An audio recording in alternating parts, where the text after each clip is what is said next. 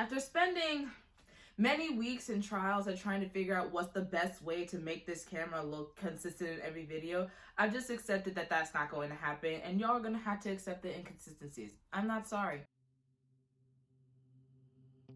Hello my beautiful people, and welcome back to my channel. It's your girl, That's Otaku. If you're new here, hi, welcome for joining the family and for coming over to see what we do on this side of YouTube, a little tiny corner of the world.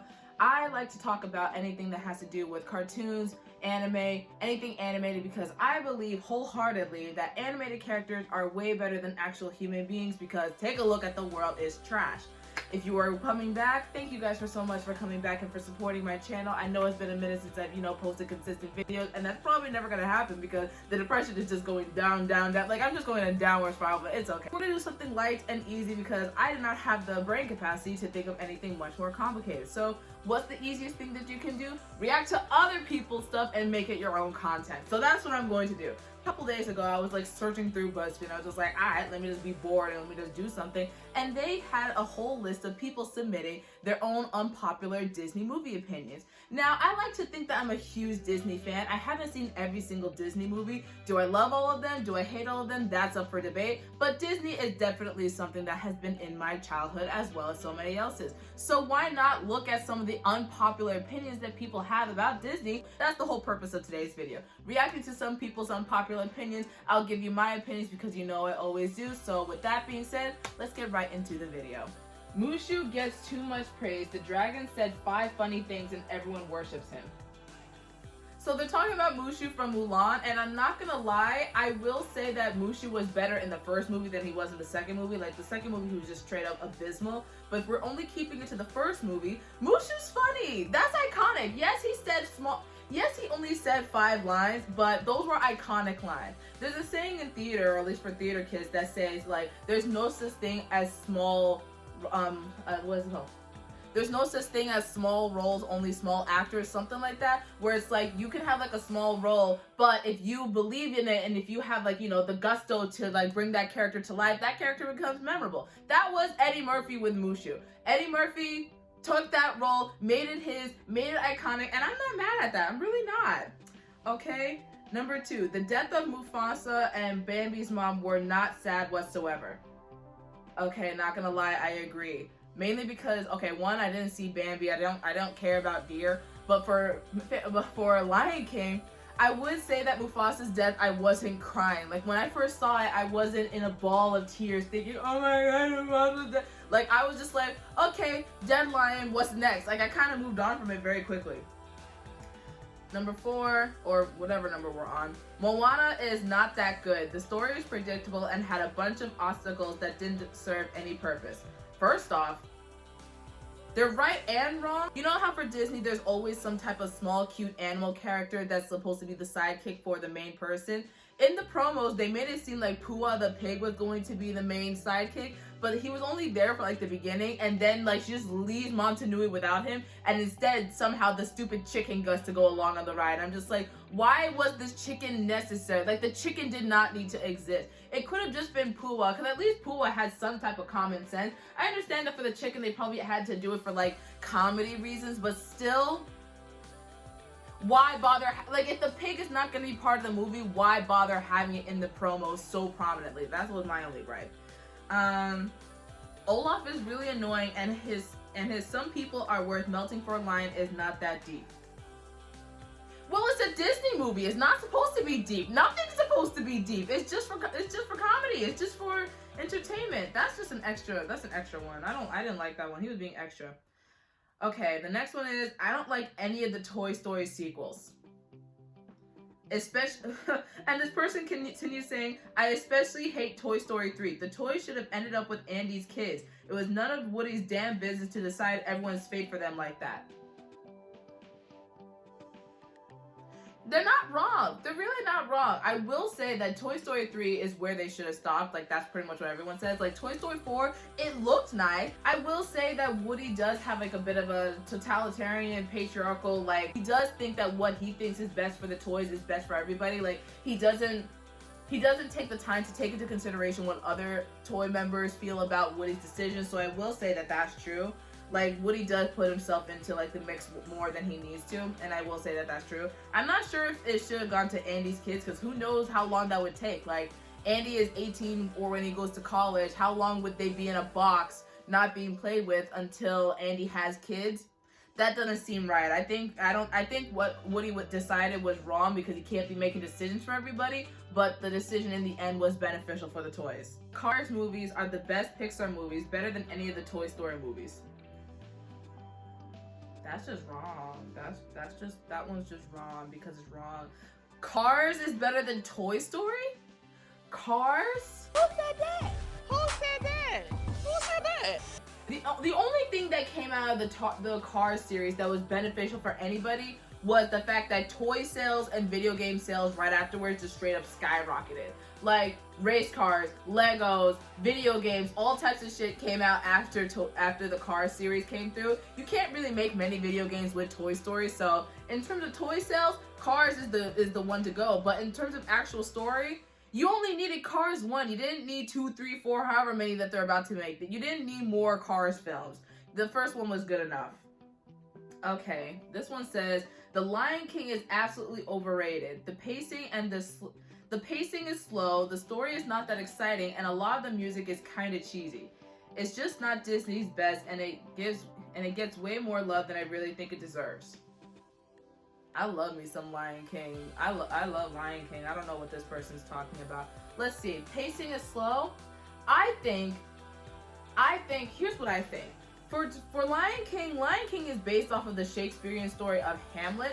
And Lion King 2 is based off of Romeo and Juliet. What I think this person has a problem with is that they may not have enough experience with Hamlet itself. Like, growing up as a kid, you don't really see many stories of Hamlet being told in like a creative format. You mainly see Romeo and Juliet. That's something that we're used to, so we know what to expect. But if you're watching Lion King for the first time as a kid and you've never experienced Hamlet before, and you're giving such like a heavy story,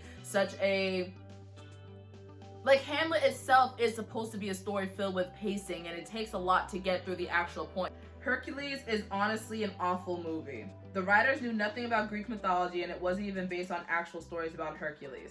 Okay, so I know that I know what actual Greek mythology was about. Like, Zeus was an asshole. Hercules and Meg's love story didn't really go into anything actually fruitful in like the Greek mythological story. But when you think about it, Greek mythology is not real either. So of course, like, you're allowed to take creative liberties. And this person's, I understand, if this person is Greek, then I understand why they'd be upset, because they don't want their culture and their history and their mythology to be misrepresented. But it's a story. It's not that deep. None of this is supposed to be that deep. I mean, we all know that Cinderella, Little Red Riding Hood, and all those other stories that got made into Disney movies are not based off of the actual source material, like, wholeheartedly. You have to cleanse it for a wider audience. Snow White gets too much hate. She's always lumped in with the worst princesses, and I really think it's unfair. I feel like she's judged because the era she came from didn't know what lady power was, but there's still a really great message in the movie, the importance of kindness. She is also the very first Disney princess, which means she literally paved the way for the ones that came after her. I'm not saying she's the best Disney princess, I just think that there are ones worse than her. Absolutely. 100%.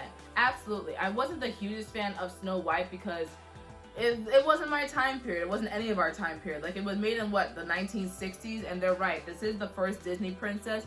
Your first go at making a female protagonist being the main story of any type of movie. It makes sense that you want them to be idealized. You want them to be pretty. You want them to have all of the characteristics of the ideal woman personified in this character. So I understand that, you know, whatever you put on screen, you want it to be perfect. You want it to be something that audiences can take a liking to relatively quickly. So of course you're going to stick to a basic map of what a perfect woman is supposed to be like. Even then, if I remember Disney history correctly, a lot was riding on Snow White. Like, if Snow White didn't go well, Disney, the company itself, was going to go bankrupt. So of course they had to make it good. I'm not mad at this. I'm not mad at this. Snow White, she's not perfect, but she did her job in terms of saving the company. And without her, we wouldn't have all of these princesses that have way more varied characteristics, varied character designs, and different cultures and all that stuff. And who knows what's going to happen, you know, another 50 years from now. So, this is right. I'm not mad at this. The Lion King 2, Simba's Pride, has a better story and better music than The Lion King. Again, this goes back to the point that I made that a lot of people probably like Lion King 2 because it's a much more recognizable story. The story of Romeo and Juliet we've seen done time and time again through different mediums, through different cartoons, different episodes have their own little plot points and their own little trope. Like, Romeo and Juliet has become a plot trope at this point. Hamlet, not so much. Hell, Taming of the Shrew is much more recognizable than Hamlet sometimes. So I'm not mad. Like, I understand where this is coming from. The whole, oh, this a better story. It's a better story because you recognize it more. Lion King 2 makes sense to you. You've seen it before time and time again. That's why you think it's a better story. You probably haven't seen Hamlet done time and time again, so you don't recognize it. That's why you probably think it sucks because it's unfamiliar. At least that's just my thoughts. I don't know. Let's see. Forky from Toy Story 4 is a great character. Forky carried that whole story on his back. Forky was funny. The amount of time that he went into the trash because he was just like, I am trash. Like, I relate to you, Forky. I am also trash. Forky was the best character. He carried the entire movie. Forky was it. Pacha's wife, Chicha, from Emperor's New Groove, is an underrated Disney parent. Oh, absolutely. First off, Emperor's New Groove is an underrated movie wholeheartedly. Like, not enough people appreciate that film. It was during the time of the 2000s where Disney was going through a little bit of a weird period with a lot of its animated films, but still, Emperor's New Groove is one of those hidden gems. If you want, I did a video about the Emperor's New Groove. I can link it down below and you guys can see and you can talk about, you can hear my thoughts on that. But yes, Pacha's wife is absolutely underrated because the movie's underrated. Like, she's smart, she's witty, she has really good kids, she's a caring mother, and she's the type of person that she can hold her own. Like, when Yzma and Kronk were trying to, pull some shit with them at the house while Pacha was away, Chicha was like, you know what, I got this. I don't need my husband to come and defend me and take care of me. I got this. Even though I'm like 9 months pregnant. Tarzan had the worst soundtrack. Phil Collins' singing every song just makes you feel like you're in a minivan. Completely distracting. Lies. Phil Collins. That soundtrack will always be a bop. I don't care if it's the same person. You now know that whenever you hear that song, you're watching Tarzan. You don't need, Phil Collins did the damn thing. Don't insult him. Don't insult Phil Collins. Whew. Hunchback of Notre Dame is not a very good movie. I've always hated it. It had maybe one good song, but that was the only good part. The overall message of the story was very overused and unoriginal. I also really wasn't invested in any of the characters like I usually am with Disney movies. Okay, Hunchback of Notre Dame, the soundtrack is forgettable. I've seen it like 5 times and I don't remember most of the songs except Esmeralda's song when she's singing in the cathedral. I don't think it's an overdone story. The story of an ugly underdog trying to win the love of the people around him who are afraid of him. We've seen that before, but not like to the point that I feel like that concept is exhausted. And memorable characters, can we please talk about the lovely Esmeralda? When she was dancing on that pole with the fucking scarves and shit. Love Esmeralda. I have a whole bunch of like animated male crushes, female crushes. I could do a video about that one day if you want, but Esmeralda is definitely top notch. I love me some Esmeralda. Frozen 2 shouldn't have been made. It ruined a perfectly good movie. The only thing I would save would be the little fire spirit. And I think they ruined the characters, especially Kristoff and Anna. Okay, yes and no. Frozen 2 was definitely not necessary, but it wasn't bad. It wasn't a bad movie. Anna and Kristoff's little side plot in terms of like Kristoff trying to constantly propose to Anna wasn't necessary. I didn't think it needed to happen. Like, Kristoff had so much more character potential in the first movie. Like, he was an actual person that did things. And this one, he's just made for comedy, and I didn't think it was funny. But in terms of like saying it was bad, I don't think it was bad. The idea of like the whole like Arendelle's monarchy just straight up screwed over the native people, and then the native people are just upset because they're being blamed and made it seem like that's the American story. You have a bunch of people that are colonizing native peoples. The native people's history gets redirected to make it seem like they're the savages, that they're the villains of the story, when it's like, nah, bitch, these random white colonizers are the are the villains of the story. That's all I really have for today. Thank you for watching this video. I hope you enjoyed some of what I had to say. If you have any opinions or like popular or unpopular opinions about like Disney movies, please comment down below and let me hear what your thoughts about these different Disney opinions that I heard, because I didn't talk about all of them, but there's a lot here that we could really work with. So until next time, I shall see you again, and bye. That's all I really have for today. Thank you for watching this video. I hope you enjoyed some of what I had to say. If you have any opinions or like popular or unpopular opinions about like Disney movies, please comment down below and let me hear what your thoughts about these different Disney opinions that I heard, because I didn't talk about all of them, but there's a lot here that we could really work with. So until next time, I shall see you again, and bye.